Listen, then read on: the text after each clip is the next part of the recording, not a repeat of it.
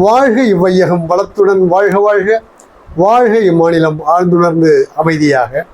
அன்பர்களே, ஜூன் 24 இயற்கை என்ற சொல்லின் பெருமதிப்பு என்பது குறித்து சிலாகிக்கிறார் தத்துவஞானி வேதாத்திரி மாமுனி அவர்கள் இன்றைய வாழ்க்கை மலரில். பாமர மக்கள் எதற்கெடுத்தாலும் எது ஒன்றையும் கடவுளே என்று முடித்துக் கொள்கிறார்கள். அதற்கு மேலே உள்ளவர்கள் எல்லாம் அது இயற்கை என்று எண்ணி விடுகிறார்கள். இன்னும் சிலரோ அப்படி நமக்கு மேலே எதுவுமே இல்லை என்று ஏமாந்து விடுகிறார்கள். ஆனால் தத்துவஞானி வேதாத்திரி மாமுனி அவர்களோ பகுத்தறிவு என்று ஒன்றும் தொகுத்தறிவு ஒன்றும் இருக்கிறது.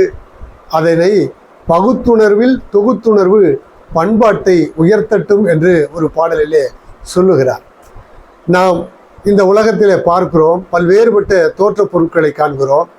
சீவ இனங்களை ஓர் அறிவு முதல் 6 அறிவு வரை உள்ள சீவ இனங்களை எல்லாம் பார்க்கிறோம். அவைகளை நாம் பகுத்து ஆராயலாம், பகுத்தறிவால் ஆராயலாம். ஆராய்ந்து பார்த்தால் அவைகளெல்லாம் பஞ்ச பௌதிக பொருட்களின் கூட்டு என்பது தெல்ல தெளிவாகும். அறிவியல் ஆராய்ச்சி செய்தாலும் அதுதான் உண்மை.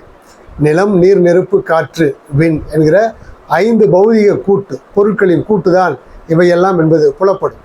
அந்த 5 பௌதிக பொருட்கள் எதனாலானவை என்று இன்னும் கொஞ்சம் பகுத்து ஆராய்ந்தால் அவையெல்லாம் அணுக்களின் கூட்டு என்பது தெல்ல தெளிவாகிவிடும். அணுக்கள் எதனால் உருவானது என்று இன்னும் கொஞ்சம் அறிவியல் முறைப்படியே நீங்கள் ஆராய்ந்து பார்த்தால் பகுத்தறிந்தால் தெரியும், அவைகளெல்லாம் பரமாணுக்களின் கூட்டு என்று. அந்த பரமாணுக்கள் எங்கிருந்து வந்தன, எப்படி வந்தன என்பதை இன்னும் கொஞ்சம் பகுத்தறிந்தால் அவைகள் எல்லாம் வல்ல இருப்பு நிலை. அந்த இயற்கை என்று சொல்கிறீர்களே, கடவுள் என்று சொல்கிறீர்களே, எப்படி வேண்டுமானாலும் அழையுங்கள்.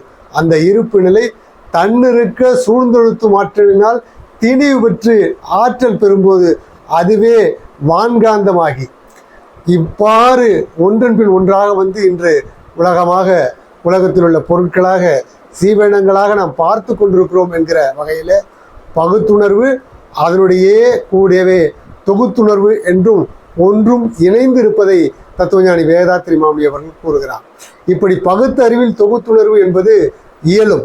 எப்போதென்றால் எப்போது மனம் தியானம் செய்து நுண்ணிய நிலையை எட்டுகிறதோ அப்போது இந்த தத்துவங்கள் எல்லாம் மிக எளிதாக புலப்பட்டுவிடும் என்று தத்துவஞானி வேதாத்திரி மாமுனி அவர்கள் கூறுகிற அந்த கருத்தை உங்களிடத்தில் எடுத்துச் சொல்லி இன்றைய சிந்தனையை நிறைவு செய்கிறேன். வாழ்க வளமுடன், மகிழ்ச்சி.